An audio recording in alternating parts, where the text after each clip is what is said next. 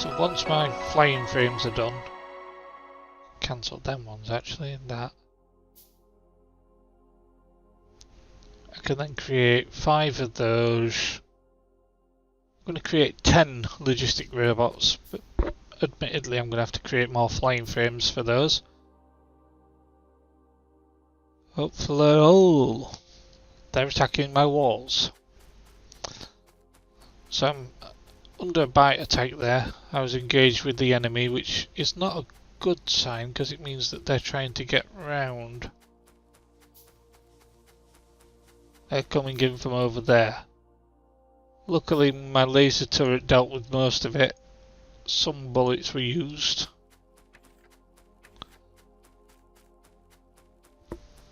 It means they were coming from this base up here, which is... no? Might not have been that base, I'm not sure. Might be another base that's popped up in between. Yes, there is. Just there.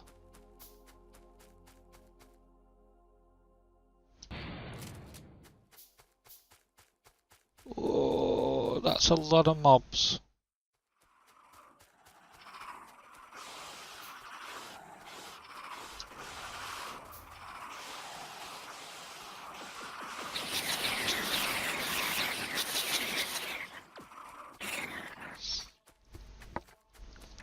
Luckily my lasers do a lot of damage.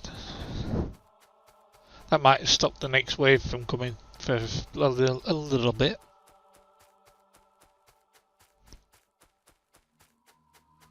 Right, what I can do with this is, because of the orange area, I could actually have a chest out here requesting each of the different materials. So one there, one there, one there, like that. And I could actually request, say, circuits, because I'm going to be bringing circuits in. And here I could request, say, iron plates, because I might produce iron plates elsewhere. Copper plates in that one, because I might produce them elsewhere. Steel, because I'm going to produce steel elsewhere maybe. And oh, I'm not sure. Let's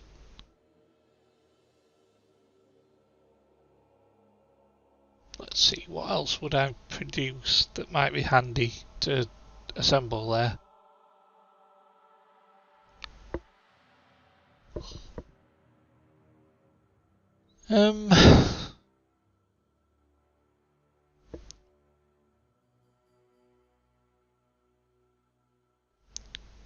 Let's just say, for the sake of argument, plastic. So we're going to assemble plastic in there as well. I'm going to get these because these are going to boost my performance on things. Okay, so I can extract out now onto belts with those. This is the theory. So once I've got them in the production lines, they're going to extract from the chest into the production system. So that one will get me logistics with the thingies. So I'll have all those different products that can go out onto different belts. So that's all a good system, which means I don't need these additional units here. I can also put storage chests down in these places now instead.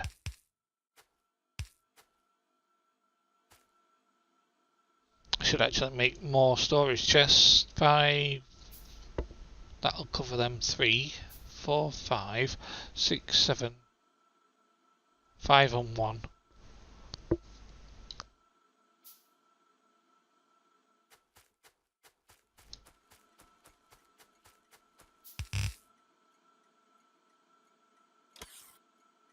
Currently they're pretty slow.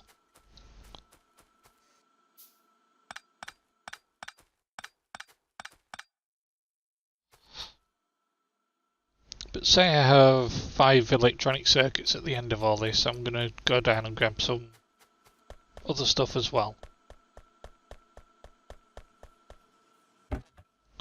Because I need to test this system.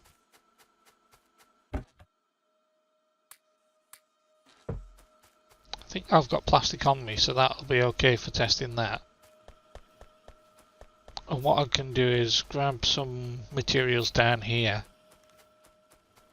Actually, grab a ton of engines.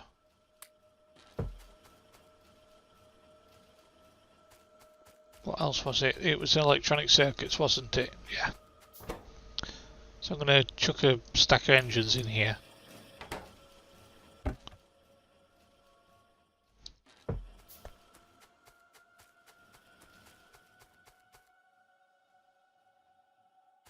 Can use the small pumps. Grab some electronic circuits.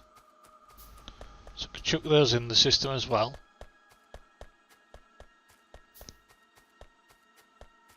Right, we've got some storage chests to replace those other ones, so I can show what's going to happen when storage chests extract from the train by moving the train out of the way and then going around the corner.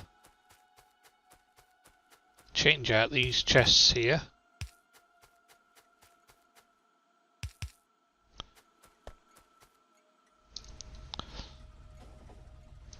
So what happens is we've took the train out, that's out of that system now.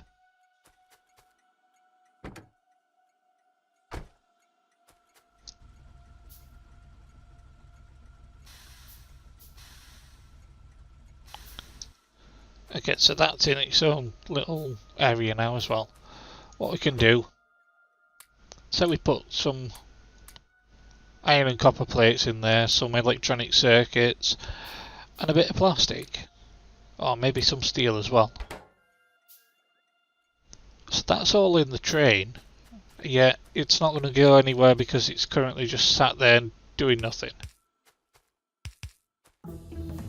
When the trains come round, I'm not going to plan any things yet. I'm going to send this train round, this will automatically go to a station, and this will automatically go to a station.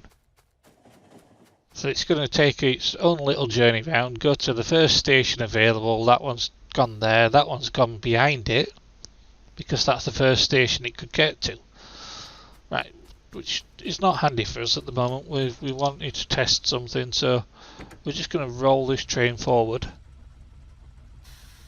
jump out, and set him back in automatic. He'll now drive around the circuit. Meanwhile, if you noticed, he automatically picked the first free station.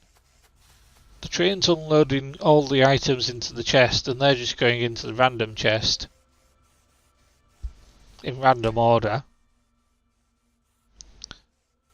Admittedly, they're not unloading that quickly. I should actually put stack inserters in so that that was quicker, but that's my mistake. But if you look, the robots are taking them all down here and suddenly, whoop, each one's getting its own product. Admittedly, I should be requesting a lot more materials than is available in the chest, which is that. I don't get why you can request 4,000 of something when the chest can only hold 2,400. But now we're requesting as many as we can of these items, more than what we can store. So what will happen is this will create a buffer system whereby your iron and steel and everything will be stored inside the chest ready. So it'll always come to these chests whenever it can, and it'll empty out into these storage chests here. So as long as the storage chest doesn't fill up completely, you will be able to empty out the trains into these storage chests and then they'll move down to the requester chests. It defeats a lot of problems that I've had with unloading of trains before. I mean, admittedly, my robots are really slow, which I should actually research the logistic movement speed. I think the worker robot speed, there it is. We'll increase their speed by that. And I can now do stack inserters that will take out an entire stack at once into the chest.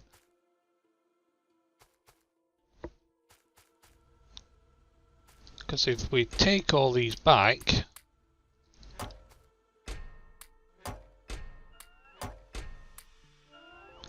and then put a full stack in of each like that. When they're removing a larger quantity of each item. Admittedly not as much as we should have been, but it's good enough. Right, anyway, I'm going to collect all those items back because I need them. I was just doing it as an example system.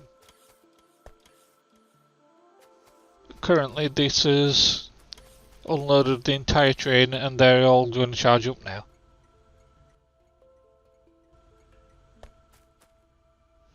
So the trains unload and go into the correct positions that they need to be. I'm going to upgrade all these inserters as well.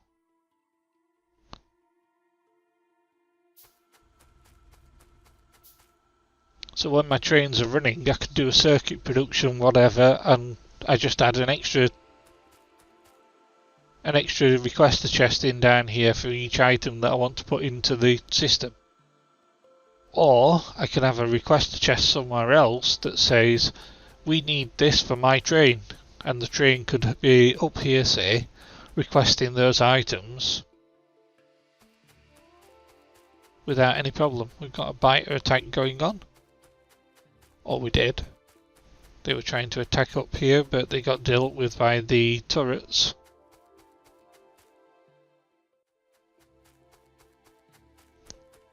Right, and I'm going to just top them up.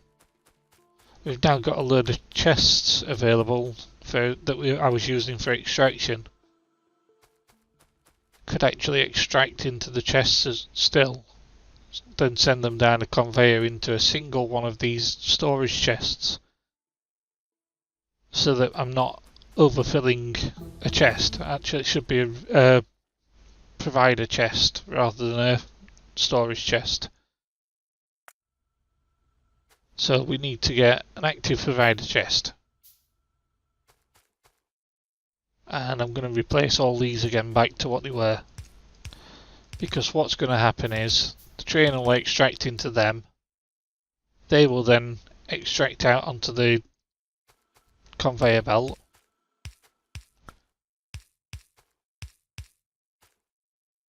And that will then insert into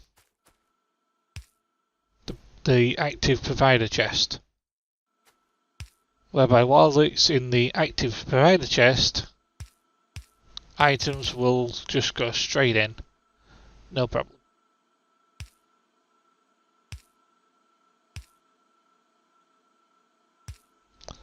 I'll give an example. What I'm going to do is chuck in some copper plates, steel plates, plastic, steel plates, sorry. And of course, the second it gets here, it goes, I don't want this. Send it to the nearest storage chest or something. Or place that's requesting it. And it's taking it away. If there's no requester chest for an item, the bots will take it to the nearest storage chest. So those storage chests I built, I could actually place over here.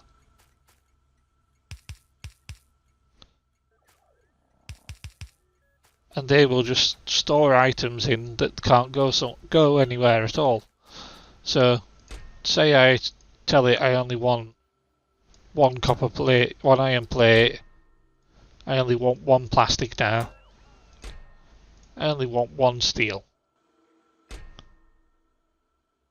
One copper. Or one electric circuit. It's now provided more than what I need. So what this active provider chest is now going to do is go, oh, the nearest place, which is this storage chest apparently, it's now going to drop it there. But we're not going to have storage chests over there, we're going to have wooden chests doing the same kind of thing. So they're not going to go to these anymore, they're going to go to the nearest storage chest, etc, etc.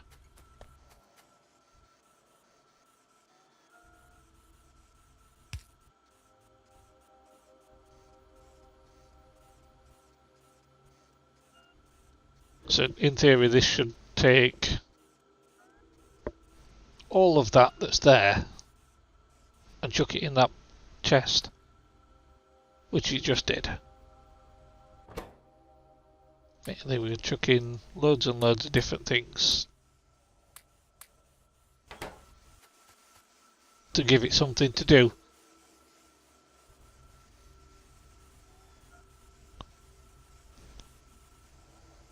Right, it's now just chucking it all in the storage chest and going, oh, we need this, we need that. Admittedly, I'm going to stop it doing that because I want all that stuff back.